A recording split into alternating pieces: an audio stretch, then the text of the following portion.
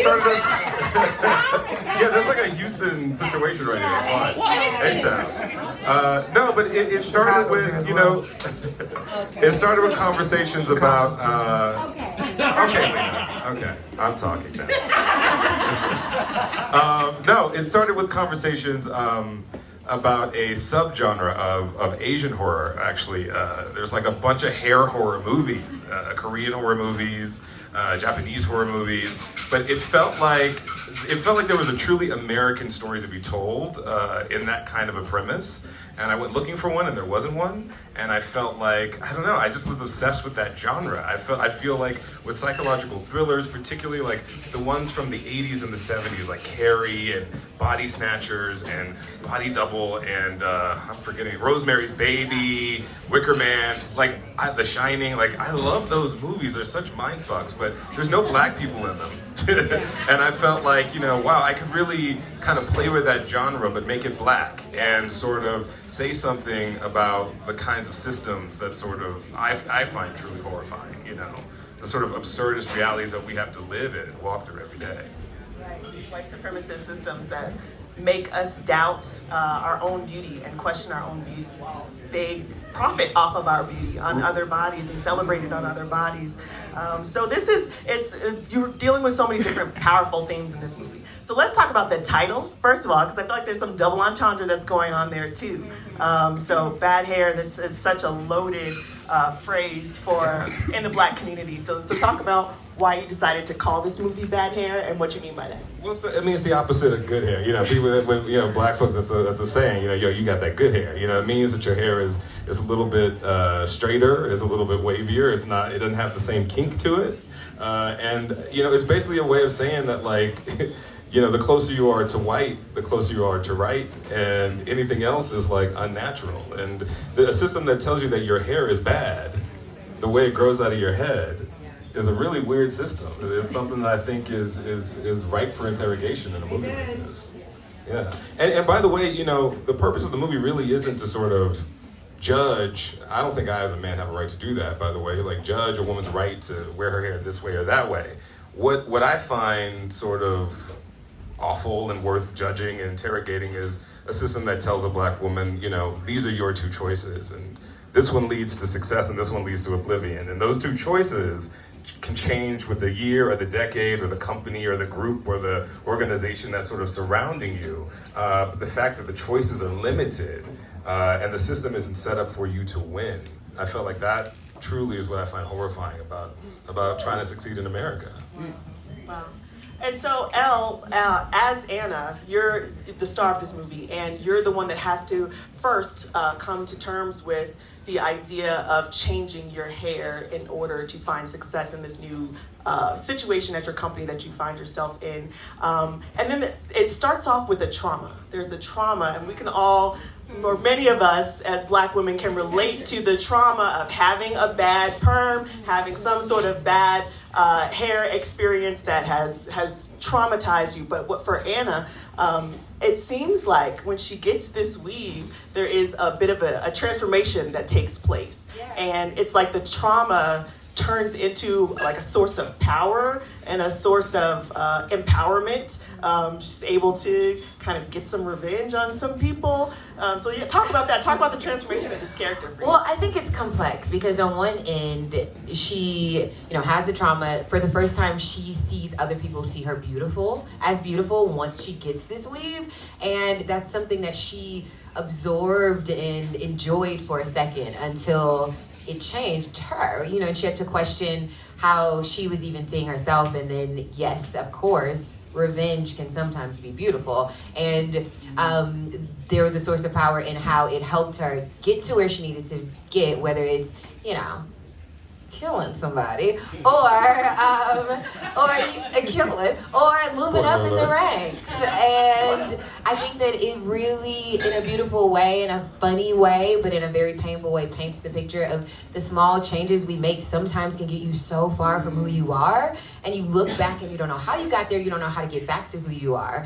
And the exploration or the decision of like, who do I want to be and where do I go from here? She's faced with that numerous times. And unfortunately, she doesn't always feel that she can choose herself in order to become who she wants to be. And I think we've all repeatedly been through that experience. Absolutely, yes. So, Miss Kelly Rowland, you are Sandra, the R&B star in this film.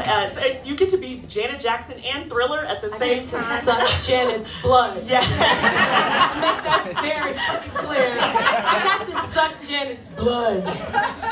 Cut that scene. Exactly. But I think what's so awesome about Sandra is, you know, the fact that she's this cool, weave trend-setting, you know, moving, just really cool character. And I'm so grateful that Justin chose me for this role. I had so much fun. And the songs were so much fun to record. Justin wrote the songs. Justin wrote every song. This like, yeah, snaps, ladies and gentlemen. Everything else. Exactly. But the songs were so much fun, and it's just so nostalgic. And you think about that time, like culture for, like black culture at that time was just thriving.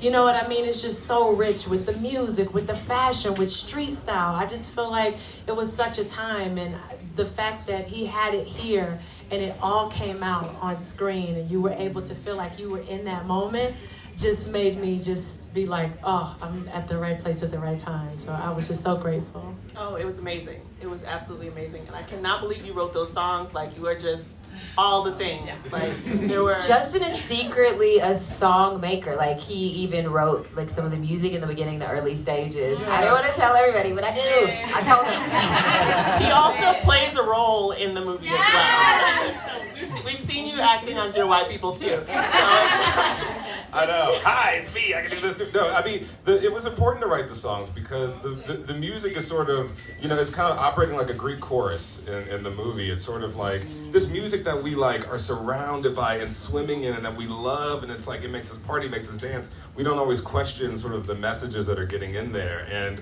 in a lot of ways, we perpetrate our own oppression all the time. You know, it's not really taking the music to task. It's just sort of taking into account that like we're just constantly swimming in this soup that just keeps navigating us through these choices. You know, like you can be this or you can be that, and I wanted to create these songs that were sort of like literally earworms, just sort of getting into the psychology and making it sort of, you know, inevitable that Anna would, you know, end up in the places that she ends up, and sort of say something about how culture is kind of dragging her there. wow. Yeah. So, Lena, your character got, I think, the most laughs last night at the premiere. People were rolling. And I think, you know, it was the asymmetrical wigs that you had. I used to have that hairstyle. Like, Well, legit. yeah. The dookie braids, the short. My cousin did them, you know, to save some money. And, yeah, it's like, that was the thing, because as a kid, like, most of like, either you were getting perms or you were getting braids. And I think because I was a little lesbian in training, my mom was always gonna do braids, because why am I paying for this perm and you just be rolling around acting crazy as a little boy? So yeah, so I was at, my sister got the perm, I got the dookie braids. And so you've talked so much about your hair transformation journey. So were you filming Bad Hair during the time where you decided to cut your locks off, or how did this movie have, or where are you at now in your hair journey as a result of? Well, I don't have much hair now. No, but it's like you know, I go to the barbershop now. But I when we started workshopping the movie, I had locks, and I think I talked to Justin about that journey, which is a very specific one in terms of making that decision, the patience that you have to have. For a while, you walk around, it's like the struggle, and then they form, and they get longer, and then it's like so much of your journey and your experience is like almost interwoven into the locks. It's a very interesting thing. And then to come to the place where I was ready to cut it, and I really had to come to a place where you can't like give a fuck at all when you really like just shave all your shit, because you may have a weird shaped head, it could go wrong. So you just gotta be like, if that happens, well, here we go. But there was there's a freedom in it. It's like, I think someone said like every woman should like shave their head at some point, because it's just freeing, and also you get a little bit of that male privilege of having to be able to get in the shower and then just walk out and just go. Like I get like, oh, I'm on time for things, I gotta worry about shit. It's like, you know, it's like, it's like, oh, great. And so that was my journey, was very, you know, a very interesting one. And because I tried the perm thing and it just was like not for me. It was not like just for me. It was not for me.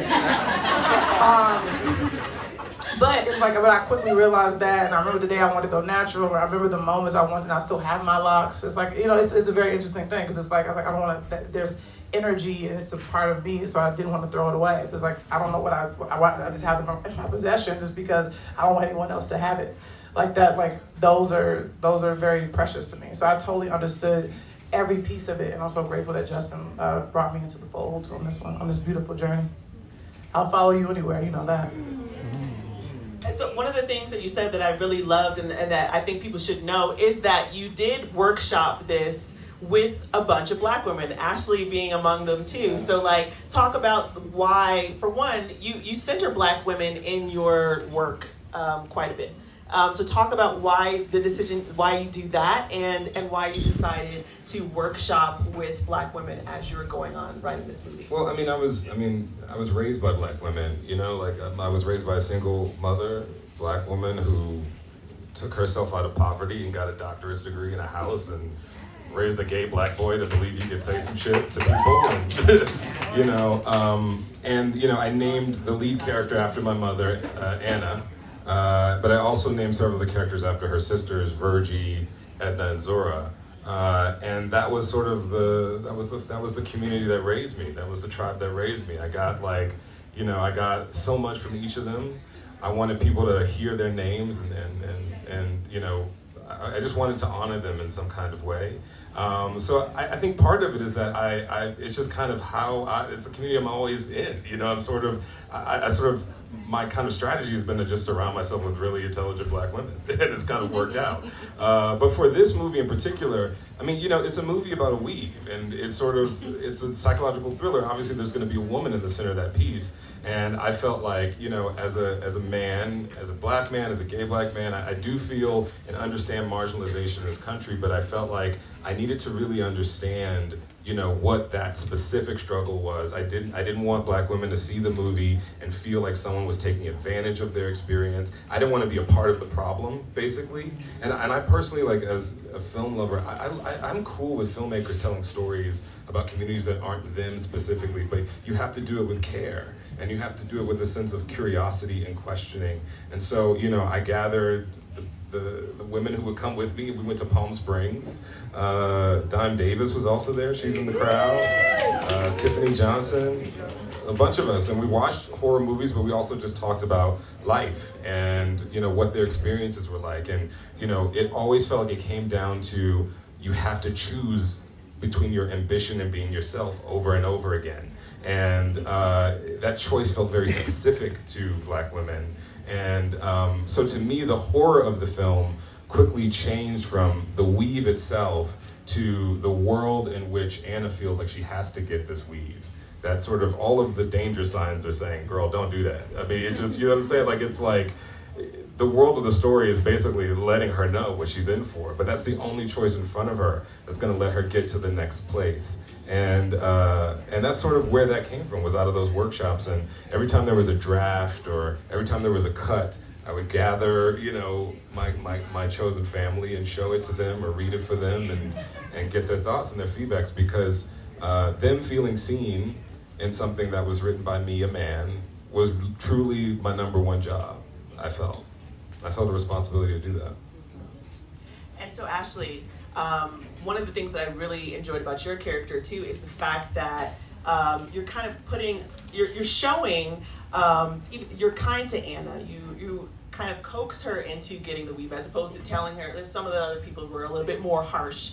But it shows that, you know, you don't actually have to be like James's character. You don't have to be a white man or woman in power to get Black people to go along with white supremacy. Agents of white supremacy exist in all races and forms, and so that was really interesting for me too, to see that in your character and to see so many of the Black women kind of saying, well, hey, maybe you should try something different if you want to get a little farther. So, and talk also about the workshop. Was there something that you wanted to make sure was in this movie, or something that you wanted to make sure that Justin absolutely had to cover for this movie to work for you? Well, I guess I'll speak on the first point. I really enjoyed playing Rosalind. It was fun to kind of play the antagonist.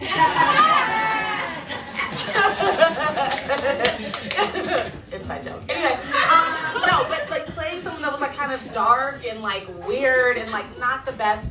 But I draw most of my inspiration from Black women. So to your point, I do think that it was kind of Rosalind that really made Anna, more so than like Grant or even Zora, really made her be like, I really should do this. Because you do, like, I think that Anna sees herself in Rosalind, or wants to see herself in Rosalind a little bit. And Rosalind for sure sees herself in Anna, sadly, in not the best way, obviously. But that, I think, is a really beautiful point. Like, I love Black women. Black women inspire me daily. And most of the choices I've made in my life were inspired by the choices that other Black women made before me. And then to your next point about the workshopping, it was so fun. I was just happy that Justin even wanted to, we really just played. Like, we sang. We had Chris Bowers there. I don't know if you guys are familiar with Chris. He's a musical genius. And, Justin just really respects my opinion. He sees me in the world. He always makes me feel valid and important and seen. And so I appreciate that he wanted me to give any sort of insight to his journey in bad hair. And yeah, I think like the workshop that he did with all the other writers and stuff was just really informative. And I love that Justin recognizes that he's Black, but he's not a Black woman. And like he said, this is a very specific experience to a Black woman. Justin's never had a sew-in, you know what I mean? But he knew that I had, so he was like, kind of, what's up with this? How does this work? What's going on? And so because the truth is, a lot of filmmakers don't do that. That's the truth. And that's why we see a lot of things and we leave it and we're like, I feel like that should have resonated with me. There was a whole cast full of Black people. It's from the same town that I'm from, whatever, and yet I didn't feel connected to it. But I feel like I can speak for me and most of the people in the room. When you watch Justin's work, I feel that way, so. And so to that second point about, about Black women sometimes leading people to make choices within a white supremacist system that are not necessarily in our best interest. So once Anna gets her sew-in, she gets to convince Yanni's character. I'm ready to go. She gets to convince Yanni's character to she kind of coaxes her, and you have to make a decision about whether or not you're going to also fall in line and get a weave as well. And so I'm wondering if there was anything in your personal life that you drew from when you're playing Sister Soul. 100%. Specifically that moment, I had locks as well for about 13 years, and it was tough being an actor with locks because at the time Ava DuVernay was not around for me to be like, she's doing it, look at that, that's who I'm trying. So I felt like a pioneer in my own little world, and I remember auditioning for this show, and I finished my audition, and the casting director is like, that was great, you're so beautiful, but this hair makes you kind of look like Whoopi, and it's, hand to God, and it just is a little aggressive, and I just feel like if you were to straighten it, it would just be more feminine, and he's going in on my hair and what I need to do.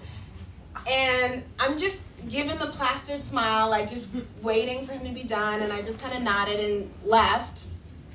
And I called my manager and I laughed, because it's ridiculous that anyone would let that fall out of their mouth, but I was strong enough in who I was to find it funny and tell her I'm never going back into that office again and move on. But I realized that there were so many other women that never self-actualized before that moment happened. and did leave and cut their hair and permed it or got a weave. I know women have changed their nose, like to fit a mold that they're being told is the only way to go. And so it was a struggle to show up every day with either my locks or my natural hair in its form without doing a twist out or without, trying to curl it up in some way, and just be like, this is my hair. This is what detectives wear. That's who I am today. Yes, a school psychologist has a fro. And this is not revolutionary, but apparently it is. And so I think that moment when Sista is making that decision, I feel like for her in that journey, she is at that place that there aren't, it's 89. There are not a lot of women that she can look to as an example of who did it, who made it, who pushed through. And so, do I conform and get the thing I think I want? Which, truth be told, if the thing you think you want doesn't have your authenticity attached to it, then it's not really yours. It's not for you. But we all don't, you come to that when you come to that. So if you're not there yet, it is the thing you want. It is for you, even though you have to squeeze and push and hurt yourself to fit into it. So she had that. I think that's a moment that I can empathize with and relate to and really feel for, because not everyone can say, no, I'm going to start from scratch somewhere else, or I'm going to do my own thing or completely leave this world. We all do have and have made sacrifices for the things we love, and this was hers. So I feel love for her, and I feel sad that that was her, that's what she had to do, but I completely understand it. And I think that's such a good point too, that you're saying like 1989, because there is no Ava, like you said, and there are no role models. So I think that was just a brilliant choice on your part too, to set this movie in 1989. So can you talk a little bit about why 1989 specifically was the time that you chose to make this movie? Well, it came a little bit out of my research. I researched weaves, and 1989 really was that was kind of the tipping point where weaves kind of left just celebrity domain and entered sort of the mass popular culture, due in no small part to Janet Jackson just being amazing and doing somersaults in the Pleasure Principle video with her hair intact, and sort of, that she's literally on the cover of an Ebony magazine in 1989. It's like the year of the weave, or the year of the sewing, I think it was called at the time. But I felt like, one, in 1989, I could really create a kind of dream world. I could create a horror fantasy to get lost in. I think sort of when I'm trying to tell a story that's about us, and maybe it's showing us things that we don't necessarily want to look at right now, it's important to sort of kind of take us on a bit of a journey. I love movies that kind of operate with a bit of a dream language, and I felt like setting it in that time period, I could really create a world from scratch and kind of sort of get us lost in it before we hopefully find some aspects of ourselves. I don't know, but yeah, that was the idea. Great. And James, your character is so interesting. Your character kind of puts everything, all of the events that happen, into motion. Maybe not necessarily knowing what these women are going to actually be struggling with or any of that. It's just kind of like, I'm going to bring in Vanessa Williams' character Zora, who's going to come and change the whole culture and say everybody needs to look a certain way. And so, your character is interested in money and ratings and all those kinds of things. It's not necessarily malicious, but that actually ends up causing a lot of problems that your character may not even know about. So is there something that you were thinking about or examining as you got into this character and this role? I mean, he's got his eyes on the prize. He wants a promotion, he wants the numbers, he needs this, he needs that, and he's completely ignorant to the struggles that all the women are going through and doesn't really care. And which is really one of the reasons that I wanted to do the movie, and one of the reasons I wanted to work with Justin. I mean, I love what he's putting out there. He's a really great filmmaker. But also, a heart full of love doesn't make you not ignorant to the struggles of other people. You can have the best intentions in the world and still not understand somebody else's truth. And I think that's where stories can really help. chip away at the barriers of understanding between everybody.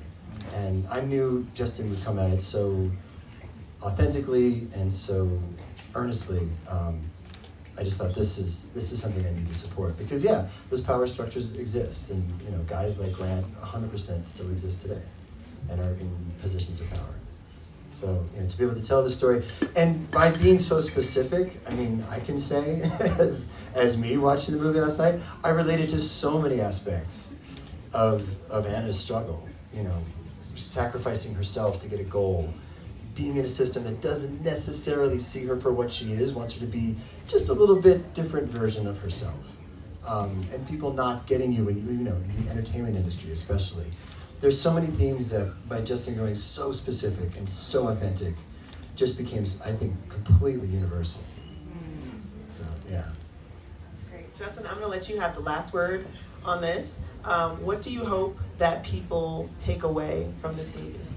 Oh my gosh. I hope that people take away just a sort of constantly conversation, but sort of the movie is designed to sort of be a ride, but to also maybe encourage you, pick some curiosity to watch it again, a second and a third time, because there's so many other things at play in the movie, and I really want us to kind of look at not only the things that we think that we want, our desires, our ambitions, but what things maybe have subtly nudged us towards those desires and ambitions, and what are the carrots in life that we're being presented that feel like opportunities and feel like come-ups, but actually they ensnare us.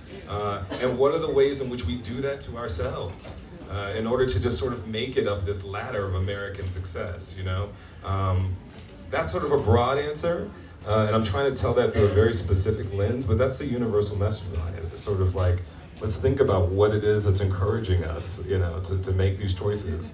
Yeah. Amazing. Yeah, Thank you all.